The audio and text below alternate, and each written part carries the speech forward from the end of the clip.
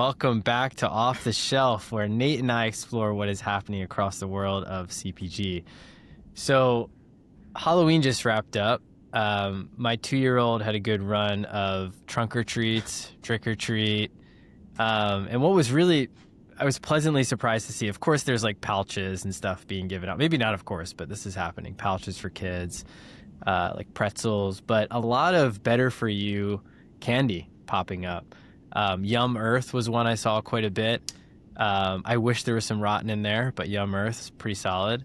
And my son has no idea what the difference between these two candies are, but I certainly do. And I'm looking at the nutrition facts and I'm like, all right, cool, he can have these gummies. But I think we're just seeing that this trend of better for you is not isolated to, this little group here of CPG folks. But it's cool to see it's popping up. It's popping up at trunk or treats or just trick or treat in general.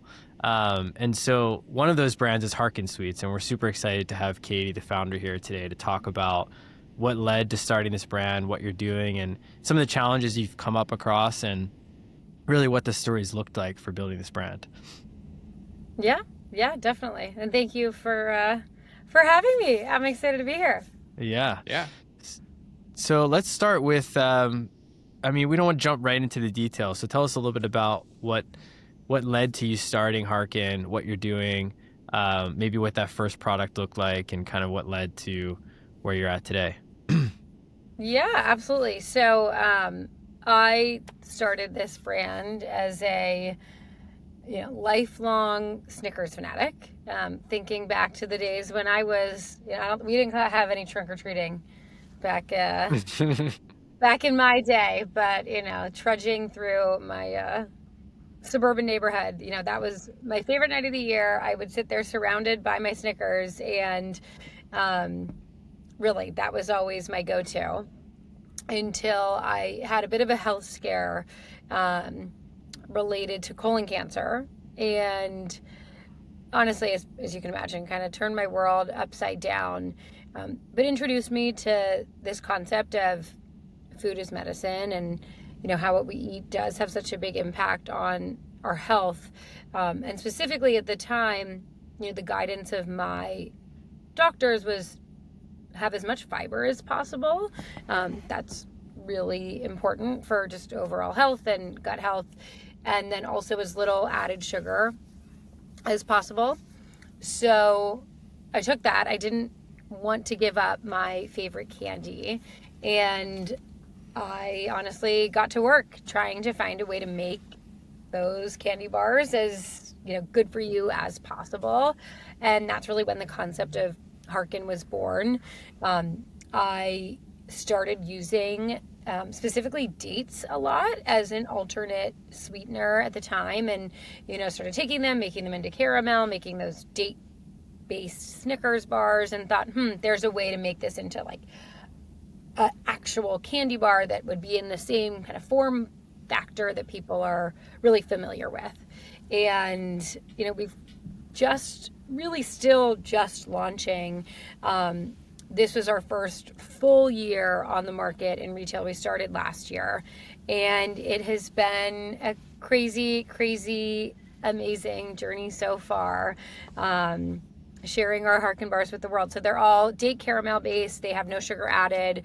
They're an excellent source of fiber.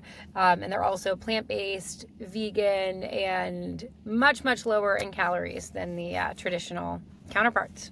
So. And they're really tasty. And they actually happen to taste really great, which was incredibly important to me in launching this brand, because there's so many better for you products that are good, but if it doesn't taste good, it's kind of hard to pull that off as a candy bar. Especially with candy, it has to be good, or no one's going to come back. Exactly. I was very impressed by the macros, by the way. It's very cool, and it's always one of those things where you wonder, people who don't pay attention, like I'm constantly telling my wife, do you realize how many calories? And she's like, what? And I'm like, but people who don't tune into that don't even know.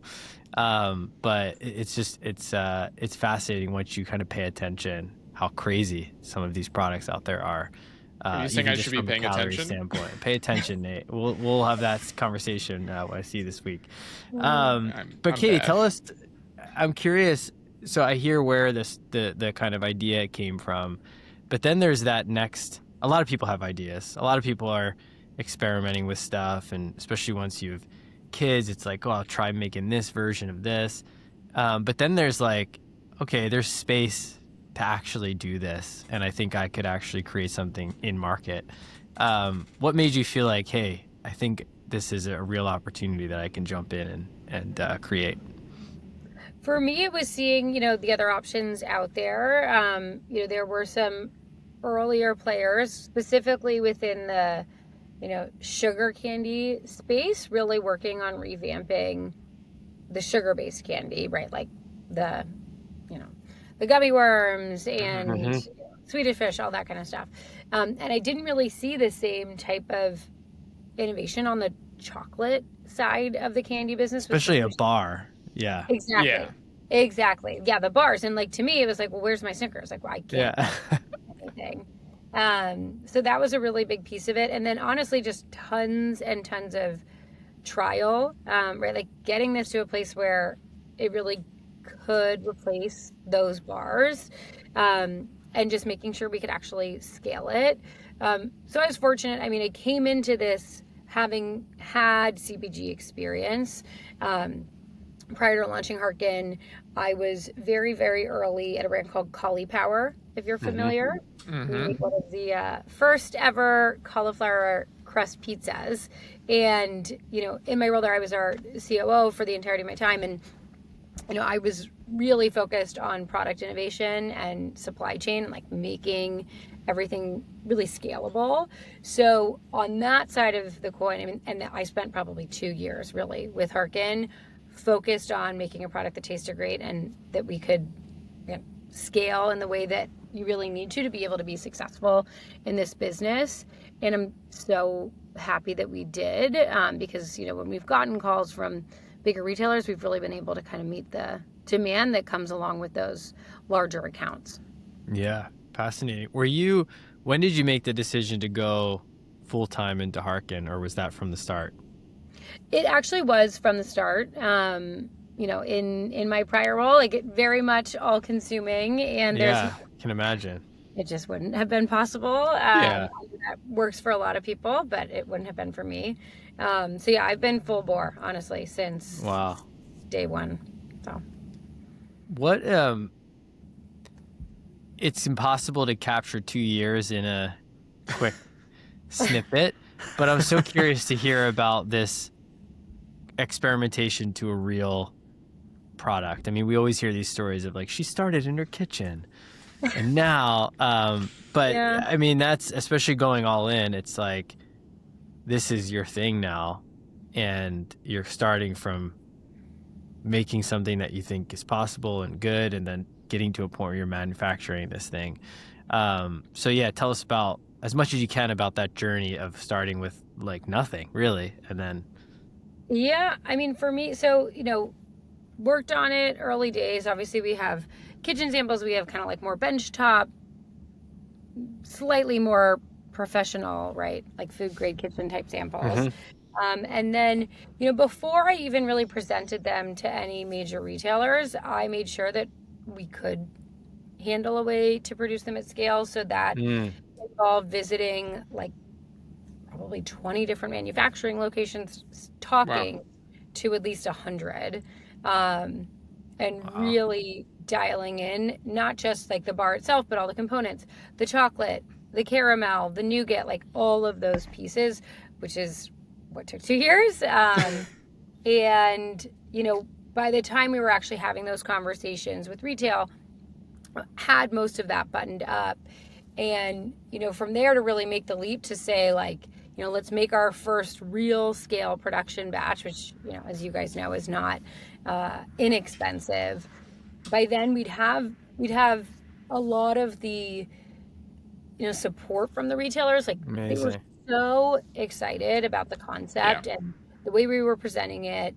And that really is what gave us the confidence to say, okay, like there's a real demand from the retail buyer's perspective. And they obviously see, all of the cool new shiny objects that brands that are a billion times bigger than us are presenting to them. And that's really what made us, we're like, let's do it. Let's make these things. Wow.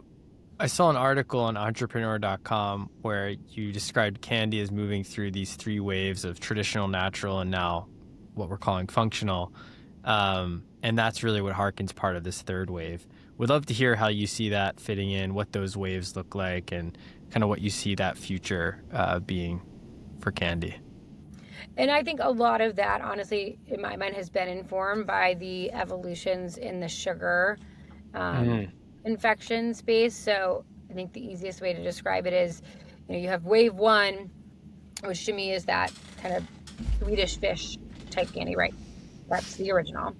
Then there's brands like Annie's or Yum Earth, where what they did was like remove a lot of the fake stuff, and in particular remove the corn syrup. So all of the sugars are very natural, right? Like something you'd be much more comfortable giving your kids. Then with the creation of brands like, Smart Sweets was really the first to do this in a significant way. Like they not only did those things, but they also added function in. So, there's fiber. It's really overhauling the nutritionals on a macronutrient level, not just the ingredients. And I see a lot of parallels to what we're doing in the chocolate side. So, right, like you have your Snickers of the world, your Reese's of the world. Then wave two, that kind of Justin's, right? It's all natural. From a macronutrient level, though, not such a departure from the originals. And we're really creating that candy that doesn't just give you, we don't just take away the junk. We actually like give you that fiber. We take out any kind of added sugar. It's all very naturally sweetened. To just, it's a different product. That's not to say it's necessarily a totally different consumer. I think people have a little bit of both, and it depends on, their usage occasion and, the frequency of use. But we're seeing a lot of overlap in customers while still kind of growing this whole pie of better for you confection. I think what we've seen is that the better for you brands overall, no matter what way you identify yourselves as, right, in my waves or however those brands identify themselves, are really winning versus the traditional products. Yeah, no, it makes a ton of sense. I mean, the new wave of candy is really interesting because they're all kind of functional, but I feel like they're not all explicitly leaning into the function first. It's a little bit more of, hey, this is new, but it's still really good. And also it happens to be a little bit better for you and has unique ingredients. And like, do you find that consumers are what do you find consumers are most interested in your product? Is it that it's indulgent, but also a little bit healthy? Is it the function? Do you also, like right now, I feel like dates are really happening. There's a lot of date products, explicit date products, and then date-based products. Do you find that people are sort of coming to your product also because like, oh, it also has dates and we like that as a sweetener? What do you find that consumers are sort of resonating with the most with the product? Yeah, it's a great point. And, I think it is, to a certain extent, a little bit of all of the above, right? Like, but the things that our consumers at least are talking about the most is, they do love the fiber. They love the fact that it kind of makes them feel good. They love the taste. Like that is the most important thing, no matter what. At the end of the day, all of our surveys show like taste is number one. And, the natural sweetening really is, something a lot of people, especially parents, do look for, right? They don't want to have a ton of added sugar. I think there's a lot of research that shows added sugar is not great, especially for young kids. I'm the mom of a 1.5-year-old, so I'm like deep in that universe. And all of the Instagram things about added sugar. So whether you want to be in the universe or not, social media will make sure you are in the universe. They will find you. And especially since you're in the food business, it's going to come up. Double. Yes. My algorithm is. I'm not getting out of that jail. No. And you will never at this point. There you go. Yeah, locked exactly. into that algo. Yeah. I remember working with the brand probably about 7 years ago or so, and they had been around for a while, been very successful, but they were going from being I'll just call it organic brand with like, customers who are natural forward, to trying to show up next to other mass market brands. And so they went through this branding shift to be bright, colorful, and like show up on the shelves. And it was very successful for them. But I do think that's still kind of a question mark when you're launching a brand that's better for you is, do you want to come in and look healthy, or do you want to look fun? And I think that's, unfortunately, I feel like it is like healthy or fun in terms of like look. And I think you've done a great job really creating some beautiful packaging that looks like candy.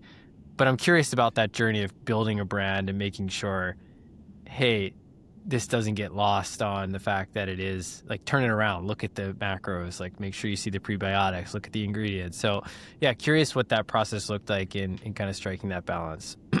Yeah, and a lot of this, like, it's not like, I'm a big CPG and I have millions of dollars for consumer research. Like, this was just a gut decision by me, is really an N of one. I mean, we asked lots of people, but you get it. Yeah, for sure. I mean, to me, someone's got to make the decisions. Yeah. Yeah. Exactly. Like, this is more of an art than a science. And, yeah, to me, I'm just like, candy should be fun. Candy should be fun and happy. And 100%. I want to recreate the nostalgia that I felt, a very long time ago when I had my pillowcase. And yes, I always carried a pillowcase to do trick-or-treating because you can amazing. Smart. Yeah. Very smart. Now it's probably like an IKEA bag or something. Oh my God. That would be amazing. IKEA bag. Yeah. I didn't see anybody do that. But I saw one Fresh Direct bag in the West Village, and I was like, honestly, like, you're hired. You in 10 years. Like, amazing. I love that. But yeah, that's just my personality. Like, I need the brand to be authentic, not only to what we're doing, but to me. And like, I'm not the most granola, like, paper material. Like, I'm just not that person. And I think that comes through. Now, that being said, brands who have that positioning are also crushing it in the confection space. So I don't think there's like a one size fits all approach. And so long as you're kind of reaching your people where they are and you're communicating well, like there's so many different ways to do it and do it well. Yeah. And I think that approach, hopefully, but and it's true when we talk about like a brand like Rotten, they're a great example of just like, look, I've talked about this with some folks in the past. Like, it looks super unhealthy and it looks so indulgent, and then it's like, oh wait, this is awesome. But I think what you're doing is inviting someone to pick it up and discover that, which is what's exciting, versus some brands who may be crushing it with maybe even different audience. They're picking it up because they're looking for a certain type of thing. And maybe they'll sacrifice taste, which honestly, a lot of those do sacrifice taste, which, isn't for everyone either. So that makes a lot of sense. Tell us about the name. I did a little reading on this, but tell us about the name. Yeah. So to the point of like really wanting to build on nostalgia, we picked the name Harken as, signifier to harken back to the good old days, harken back to that feeling that you used to have, dumping all your candy out and sorting it on Halloween night. It's so relevant. This is amazing. Yeah. I know. Yeah, great timing for this. How was Halloween for you? Were you giving out Harken Sweets? It was, yes. My poor 1.5-year-old. It is a working holiday in our family. So it was amazing. We went out. So we live in New York. We went out, just in our neighborhood in the West Village. We had a table. Great place for trick-or-treating, I've heard. It was wild. We gave out 4,000 candy bars in 2 hours. Oh, 2 hours. Shit. Wow. I mean, it makes Expo West look like Little House. 1,000? Incredible. With like real customers, by the way. These are like size? real customers. These are real humans. Yeah. Normal, I'm just saying, like, these candy bars will be eaten some way. That's what I'm saying. No, they're normal people. That's what Yeah. I call people Yeah. not in CPG. That is They're just normal incredible. people. Yeah. And you know what was really cool about it? We did the same thing last year. And it was so interesting to see. Like last year, everybody's like, what is this? Like, what is this brand? Like, and we explained it. And then this year, it was so interesting. People are like, oh, like, I love that brand. And I'm like, no, you don't know this brand. What are you talking about? Like, are you confusing us? They're like, no, like, we buy this in Cinderella. We buy this at Brooklyn Fair. And I was like, oh, like, you really mean this brand? Amazing. So it was just so amazing to see, like, That's in so just cool. a year, how big of an impact, you can really have. Wow. I mean, I think to Lucas's point about the branding is like, you made it very accessible for a much wider audience than somebody who's just looking for a high fiber, low sugar, natural sweetened chocolate bar. It fits in. If like Snickers came out today, I think that's what it would look like.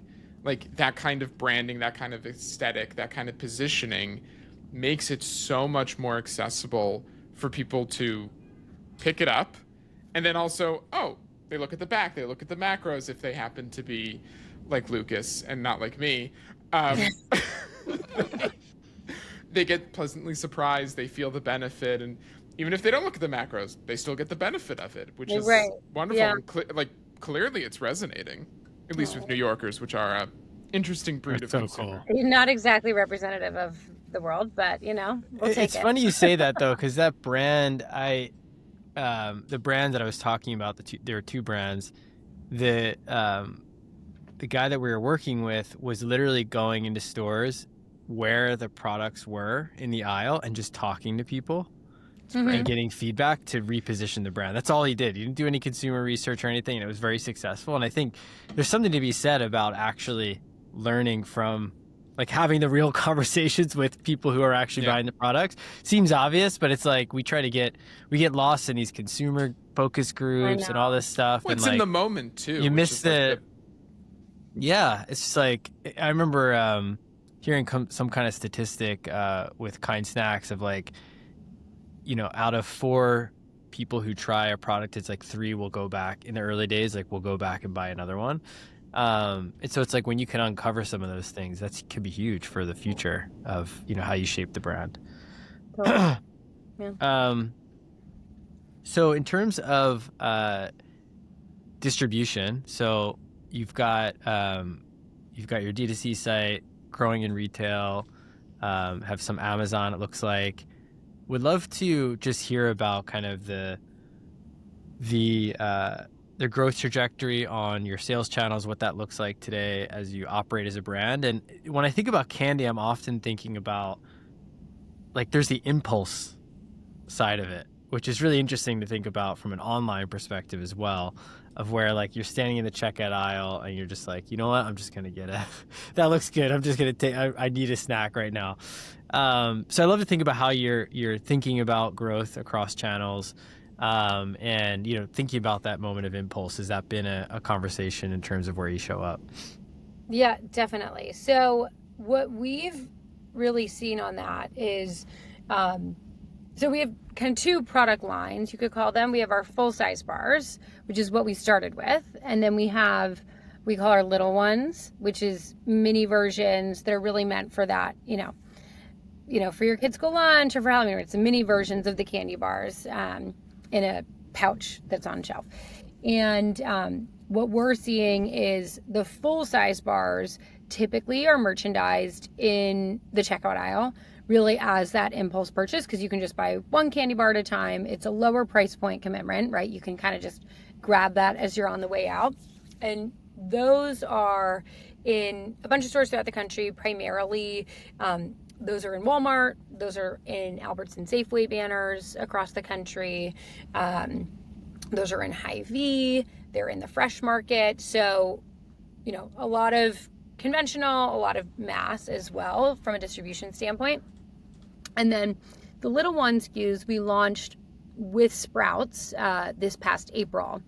And what we're seeing there is really just the growth specifically within the natural channel. So those are, they're in Sprouts. We actually just went live on Thrive Market 2 days ago. Congrats. Roughly. which we're very excited about. Bit of a sneak peek, but those will actually be launching in about half of all Whole Food stores as well in just 2 weeks, which we are thrilled about. And then a bunch of, the kind of 20 and 30 store chains throughout the country as well. So amazing. that's been growing a lot in natural in particular. Fast growth. Yeah, it's incredible. One thing that I had it's funny because we're talking about like people who focus on macros, people who don't. There's this concept of wellness. And I think Nate and I had a chat about, let's see where I'm going with this. One of our first conversations, Nate, on this off the shelf, we talked about the feeling of like some of the healthiest people, it's like when they're going to go eat a donut, they're just going to eat a donut. Right. What's interesting about this category emerging is you don't have to just go eat a Snickers because you're like, I'm healthy 90% of the time. I'll just eat a Snickers. But then it's almost like, could this become part of your wellness routine where it's like you have these treats that like you could eat every other day or weekly or whatever you decide. So I'm curious if that's been a conversation or if you see that being a future for folks who are, health first and maybe have stayed away from anything sweet in the past. Yeah, it's interesting. And this is why we do a lot of like shipper programs where, we're in a shipper, we're not necessarily in the aisle. We'll be kind of by the checkout, or we'll find people in parts of the store where they might not be shopping, right? Okay. And they might not want to go down the candy aisle for whatever reason, which really helps because as soon as you try it and you understand the product, then you actually will go back to the candy aisle. But it's a nice way to kind of meet people really just where they are. Yeah, interesting. But to your point on like, I'm also a believer in like, I hate food shaming. I hate that whole concept of like, you can't have X, Y, and Z. Like, I just think that is unhealthy for so many other reasons. And like, do I have a donut every once in a while? Of course. My husband randomly will declare it donut day. Like every I like him. That's my kind of... Amazing. Oh my God. There's a donut shop right next to my kids' daycare. It's like very dangerous. But yeah, I think, for me, it's about eating those things. But when I have Harken, and I have one every day, honestly, like I just feel better. Yeah. Like, fiber makes me feel better. It's like just makes such a difference. Which is what's crazy is not having, for most Americans, right. I don't have the stats, but I'd bet money on this. Yeah. They don't get enough. They should be eating the candy bar to get the proper fiber, which is crazy. That's a mind. That messes with your mind. There's a gal on this podcast who does have the stats, and it's me. And it is 95% of people don't get enough fiber. Yeah. 95%. That's about right. Yeah. Which is crazy when you think about other macro, like, protein is obviously all the craze. And when you look at the data there, people actually, for the most part, do get enough protein. Or it's much closer to where the needs are. Not 95. Yeah. It's not 95. So it is just mind-boggling to me. Yeah. And, I do think that things are changing and people are starting to really understand that. But like, to me, the way to really have an impact, and I should say before this, like before I even got into the food world, I worked in biotech. Like I worked on trying to help distribute and sell drugs to prevent and really more cure chronic disease. And to me, I'm like, gosh, so much of this starts with having a really good gut microbiome, having good gut health. This is the way that we really can help people's health, which, is just a totally non sequitur. But, that's really how I think of it. And like, that's what gets me excited to work hard to bring high fiber candy to the world every day. And it's like doing it in a way that is so backwards to people, which is like, props to you for taking that journey, because that is, I think we all understand it here, but to the everyday person, there's a lot of education there to be like, no, eat the candy bar, eat this candy bar, right? Like, forget what you're hearing, eat this candy bar. And it's like, wait, what? But sugar? And it's like, no, there's so many other layers to that. It's fascinating, but you couldn't make it easier. Katie, what lessons or thoughts do you have for anybody else about to kind of embark on this journey? I feel like you've been doing it for a while, but you've launched and grown very quickly. So there must be a lot that you've taken away from this experience already. Yeah, I think the things that come to mind are, one which you already touched on, which I couldn't agree with more, which is really, if you have an idea or an early stage business, like, get in touch with your consumer by any means necessary. Like, a day spent in the field is worth, 10 days spent behind your desk when you're really trying to understand like who they are and how to reach them, and having those conversations, even if you feel kind of like you're a stalker standing in the candy aisle or whatever aisle it is that you choose to stand in. And you learn just so much by really talking with them and having them engage with your product in that way. So that would be number one. The other, which I think about all the time because this is literally my background on my laptop, is a quote, which is, the essence of strategy is choosing what not to do. And I think that is something that is so hard, especially for founders in this space, to really, like, it's one thing to say it and it's another to do it, which is why it's the background of my computer screen. Like, I'd rather do like one thing really well 100 times than 100 things kind of well one time. Yeah. And just knowing who those customers are is the basis by which you are able to focus, and just live by that. Make sure your team lives by that. Nothing makes me happier than when my team is like, Katie, no, like, remember the focus. Because it's awesome. Really easy to get distracted by all the cool, fun stuff, and just like really knowing who you are and delivering on that is so important. Yeah, beautiful. Well said, and applicable to all of us on this call in so many ways. I mean, it's universally true. I mean, it's like, no matter what you do, right? Yeah, like, it's so easy to get pulled. Shiny object syndrome is so. And in CPG, it's like protein or other category, and it's like just staying focused, doing it well, and there's so much more upside from that. I love it. Well, thanks so much, Katie. Appreciate you being here. Excited to connect this week in New York in a few days. Yeah. And just appreciate making the time. Hopefully everybody enjoyed it, and go out and buy some Harken. Check it out. Love it. Awesome. So great catching up. I'll see you guys later. Bye.